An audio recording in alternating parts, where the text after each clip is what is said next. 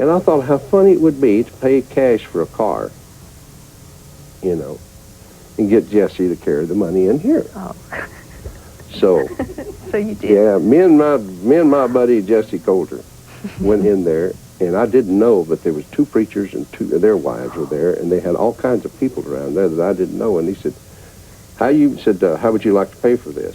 And there's that gold Cadillac, and I said, cash. And I started reaching in there inside her bra and pulling out this money, and every once in a while I'd pinch her and she'd squeal. And but only crap she said is, you know, that much, you know, over $40,000 is what you had. And said, that didn't make much difference. There's not enough money there. They're probably still talking about that. They are, I think. But I got to do it. I paid cash for it, and Jesse helped me. Waylon Jennings, one man that you would never, ever think that is hilarious as he is. But there he is. Ain't living long like this. Yep, that guy right there. One of the kings of outlaw country. I mean, this is just laugh after laugh, and a few very interesting stories as well. So this is just a candid, hilarious interview from Waylon from 1994 on, guess what channel? TNN, the Nashville Network. But back then, music channels actually played music, and this was one of them, TNN. Let's check out this interview.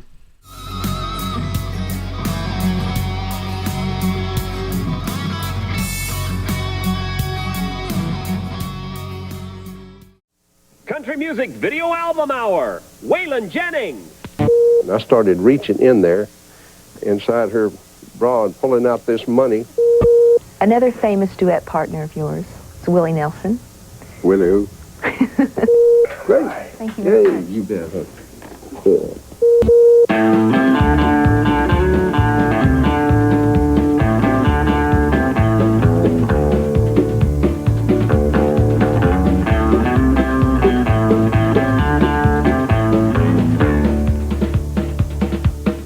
Hi, I'm Shannon. Today on the Country Music Video Album Hour, I have a real treat for you.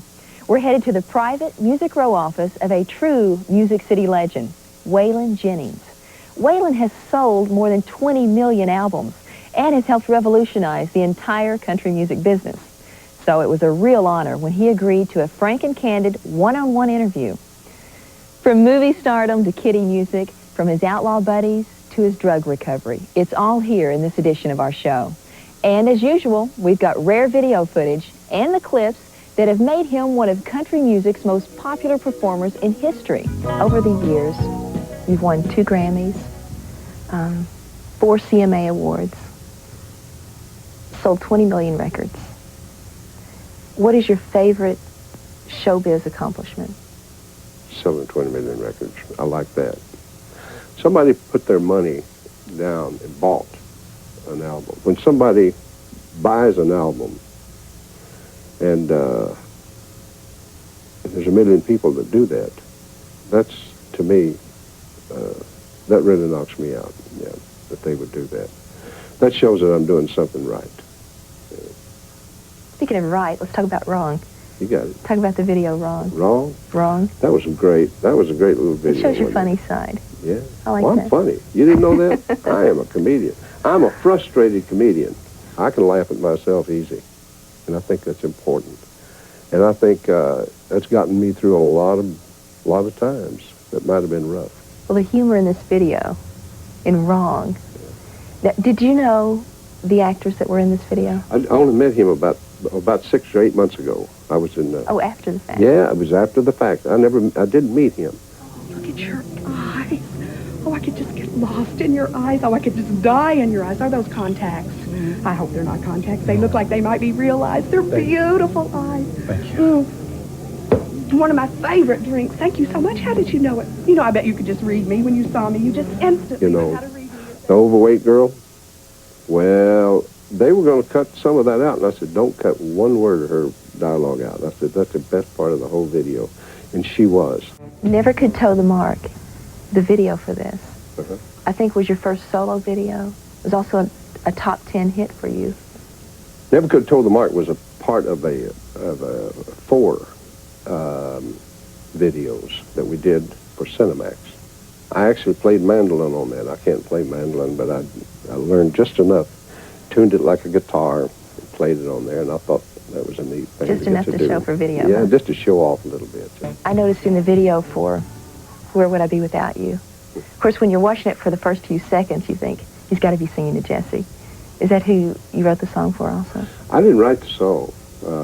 Paul Kennerly wrote it, but I recorded it for her. And you did it for her? I did it for her because at that time I was just coming off of a rough time in my life. You know, I've been on drugs for years and everything, and I was very shaky times for me.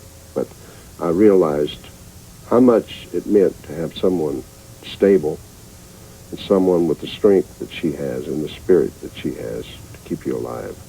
And that's what she did. And that song said that. You even did a couple of videos on a couple of songs that were never released as a single. If She'll Leave Her Mama? Yeah, If She'll Leave Her Mama. That's the one where Haley's in it, where she's walking along. Mm-hmm. And she's putting on, you know, Haley was always so dramatic. Haley Hyatt, that's who I'm talking about. And she's in that one. It was never a single, but I thought that was a neat idea, though. It was something that Cinemax was doing at that time, and then we eventually later put them all together with RCA. Waylon Jennings was already a bona fide superstar when videos came on the scene in the 1980s. But surprisingly, his first clip wasn't a solo performance. It was a duet with a man he refers to as his little brother, Hank Williams Jr. We'll have that next on the Video Album Hour.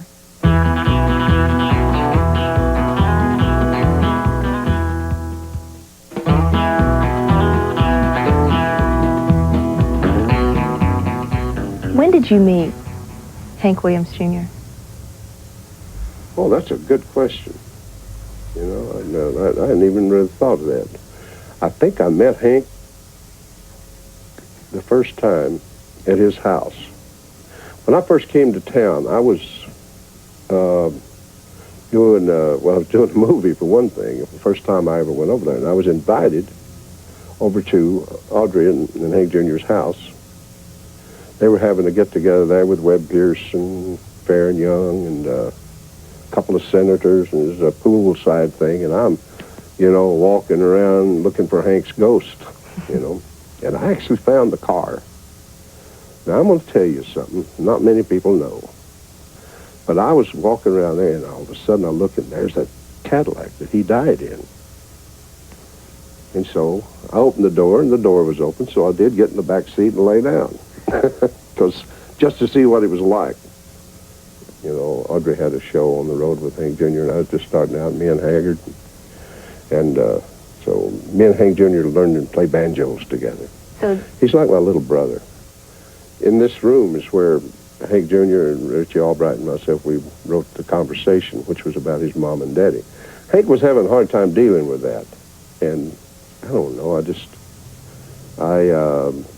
I kind of felt sorry for him, you know, like he wanted to be proud of his parents and everything like that, but he wanted to do his own thing. And so that, and you know, and he's hearing all these stories about how rotten Hank was and how rotten, and how Audrey had killed him and all this stuff. So we was writing a song. I had quite a bit of it done. And so when we got through, I said, now, Hank, you listen to that. I said, you should get a lesson out of this song. And I said, if you listen to it, it's telling you something that's right. I said, your mom and dad loved each other too much. And they actually, with that love, destroyed both of them. And the beginning of that video, the music starts, and here's this dog's tail that's sitting in front of me, and that tail is just right in time with the music.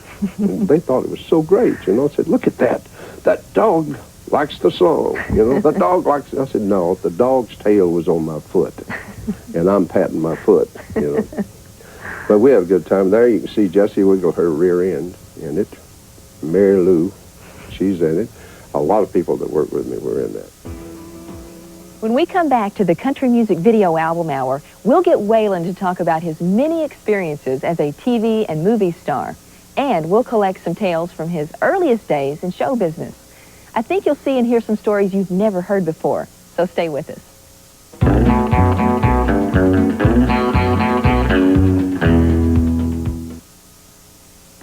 few years ago, there was a video out about you. How did you like that? I thought they did a great job. It was a lot of fun doing that in Hallway Productions. They worked awful hard trying to get that right. And they worked really hard to please us with it, And they would bring in and get our approval on everything, which a lot of people don't do that. There's a lot of historical footage. Yeah. Was that yours? No, that's a funny thing. You know what? And I've never figured out where they got all of it. Some of those things, they won't tell me where they got them. Part of it is that place KLLL in Lubbock, and part of it, when I was a kid, I don't know where they got those things. I have some things, I have the gold albums and the platinum albums and what have you. Things that really matter to me, I do keep. And you had made movies in the 60s and the 70s. Do you think that helped prepare you for videos at all when you started making them, I guess, in the, 80s? Yeah, they're little mini movies is all they are. You are such a narrator and storyteller, a very good storyteller. Is that how you landed the job on Dukes of Hazzard? Yeah, actually, I like doing things like that a lot. I believe there's also something with you and Big Bird. Yeah, Big Bird's my buddy. He got me in a movie. I was in Follow That Bird. And little kids still remember that. I played a turkey farmer in Follow That Bird. And part of my job, besides singing with Big Bird, was to load the turkeys on and load the turkeys off of the truck. And they were real turkeys. And I had to do that. And I smelled like turkeys for 2 weeks. You can't get that smell off of you. Tell me about your role in Maverick. Oh, that's my big movie role. I tell people, when you go to see Maverick, don't go to the concession stand. In fact, don't even look back to see if they've got a concession stand, or you'll miss my part. Pretty short, yeah. One of my best friends is James Garner and has been for a long time. And I think he's a wonderful guy. He's a wonderful actor. And he wanted me to be in that. And so I said, yeah, I'll do that. And Kathy Mattea, she's wonderful. She's a great girl. That's not my gun, that's her gun. I'm just carrying it for her. This is hilarious. He's actually not a bad actor. He's actually pretty darn good if you've seen the movies he's been in. Kind of surprised he didn't do more of them. The song America has very socially conscious lyrics. Did that have anything to do with why you picked the song? Yeah, I thought it said a lot of things that needed to be said, The video for America. At one point you're sitting in front of this old country store. Yeah. Which it looks like it could be a set even. It looks so good. No, it's real. Is it? But let me tell you the funny thing about that. The front of that store is from the, maybe as far back as the teens, 1910, 20 or somewhere along there. It's an old store, and all of those old things that they have around there, like old cream cans and signs on the wall. Mm-hmm. But you go around to the back, people live in the back, and they actually have a sun deck. So from the front of the store to the back, the transition is just wild. Don't you love the flowers? Where they fly over the flowers and the canyons. We got a great country, and that's what it said. What about the old gold Cadillac? When I got that one, I was in Phoenix, and I had just quit drugs. Now, the nose of that Cadillac is long. I saw that, and I figured, well, take it out of one nose and put it in another, I guess. So I got that. I bought that Cadillac. Actually, why I bought it was Shooter looked at it and said, Dad, I like that. Let's buy it. That's a cool that Shooter car. was 4 years old. That's a cool car, yeah. Now, another thing is I got in it and turned on the key and started it, and the radio came on and was playing one of my records. And I said, if a used car salesman can arrange that, not knowing I'm coming over here, I got to buy the car. So it was an omen. And I thought how funny it would be to pay cash for a car, and get Jesse to carry the money in here. Oh. So, So you did. yeah, me and my buddy Jesse Coulter went in there, and I didn't know, but there was two preachers and two of their wives were there, and they had all kinds of people around there that I didn't know. And he said, how would you like to pay for this? And there's that gold Cadillac. And I said, cash. And I started reaching in there inside her bra and pulling out this money. And every once in a while I'd pinch her and she'd squeal. And but on the drive she said, you know, that much, you know, over $40,000 is what you had. And said, that didn't make much difference. There's not enough money there. They're probably still talking about that. They are, I think. But I got to do it. I paid cash for it, and Jesse helped me. Partners in crime. Partners in crime, we are. Quick, name the star who is Waylon's closest outlaw buddy. That's right, it's Willie Nelson. And that's who we're talking about and watching during our next segment of the Country Music Video Album Hour. Women who talk. Men who listen. The new Video PM on TNN. It hits home. Another famous duet partner of yours is Willie Nelson. Willie who? How long have you two known each other? Willie and I have known each other for over 30 years now. And I met him the first time. We both just signed at RCA. And I was in Phoenix working at a place, at a club called JD's. And he came to town and had sent word that he wanted to meet me, and I'd been wanting to meet him anyway because I thought he was great. And anyway, I went over to the hotel and we talked, and that was the beginning of a friendship. Willie's friendship is kind of like, and you have very few friends in this world that are like that. If you don't see each other for 2 years, you know, or 3 years, or a year, you know. And then you run into each other, and one of them or the other should say, and besides that, in other words, you just pick up where you left off. Yeah. And there's never any time in between. And he's a little nuts, you know. Of course, I'm real stable. Did you travel to Mexico to do If I Can Find a Clean Shirt? No, closest I've been to Mexico is Juarez. I ain't going down there. I don't want to go down there. You know, we did the album cover in San Antonio, but we did the video in Old Tucson. We did that in a hurry, man. We both had 1 day to do it in, and we got it. When we come back, I'll introduce you to the softer side of Waylon. Did you know he has a kids album and video? In addition, he has news of a recording comeback that features one of the most famous rock producers in the world. We'll have the lowdown next on the Video Album Hour. Everything I've heard about your new album, of course, sounds great. And, I believe you've been working in Los Angeles on it. Is that right? Yeah, I worked with Don Was, and Don Was is this old rock and roller. Now, he is probably one of the neatest guys I've ever run into in my life. And we had worked together about 6 or 7 years ago. He came to town and was working with Bob Seger and asked me to do some harmony on some of Bob Seger's songs on an album he was doing. Yeah. And then said he would really like to work with me. And Don showed up with his upright bass and barefooted. And I did have to tell him that I might be country, but I ain't that country. But he still didn't put his shoes on. Now, you're also working with Travis Tritt, or have worked with him, and you're on a song on his new album. Yeah, me and Hank, I think we're both on Old Outlaws Like Us. Travis Tritt, to me, is the most talented of all of the new artists. Now, your last album was a children's album. How did that come about? That's something I always wanted to do. The only problem I had with that, if I listened to them, I'd forget the words. Or if I looked at them, I'd forget the words. They're so cute. The video for cowboy movies has a lot of really neat effects in it. Do you know how they got those effects? Yeah, you know what? They worked hard on that. You and Johnny Cash were once roommates, weren't you? John's always been one of my heroes, period. And John has been my purest friend through all the years. He's bigger than life in so many ways, you know.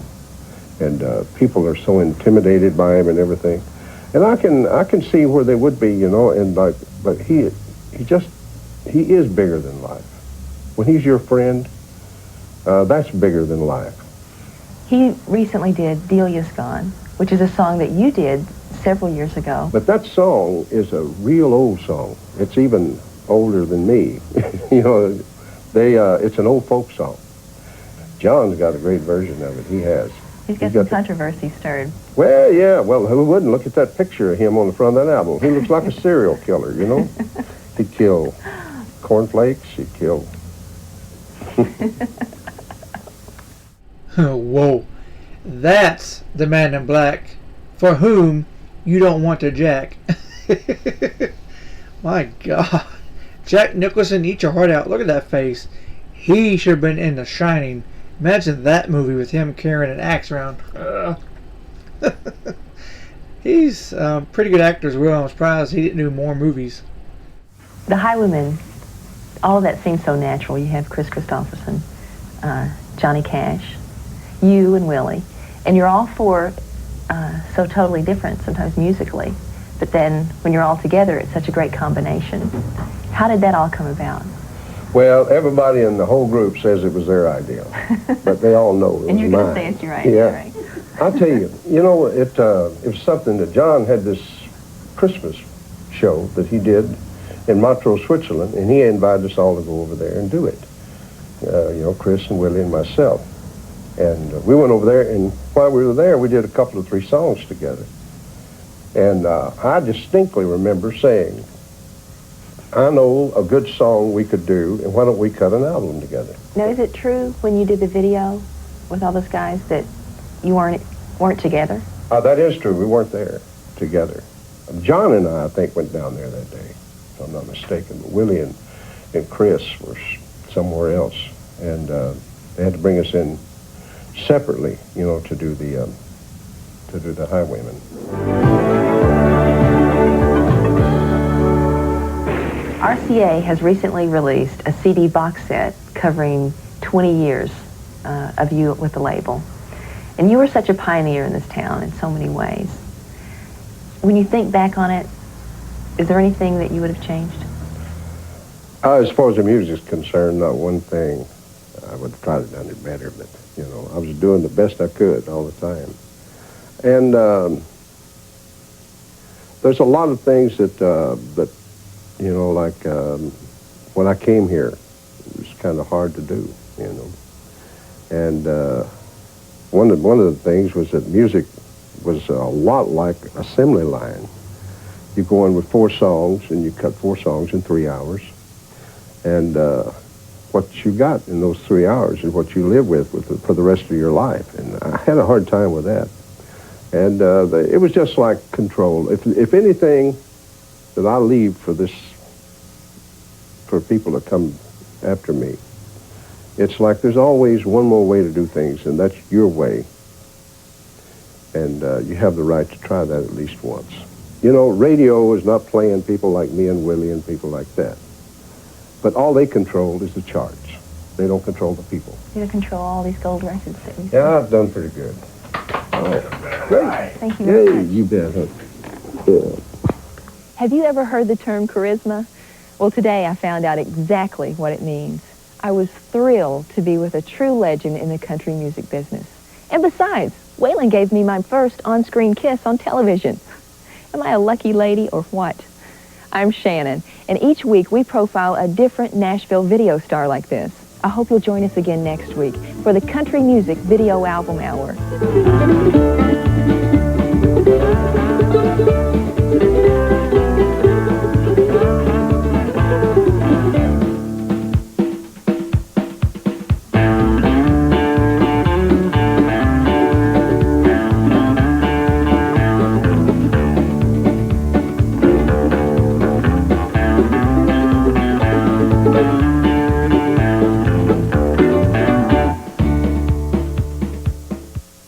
This has been a presentation of TNN, the #1 source for country music, entertainment, and information.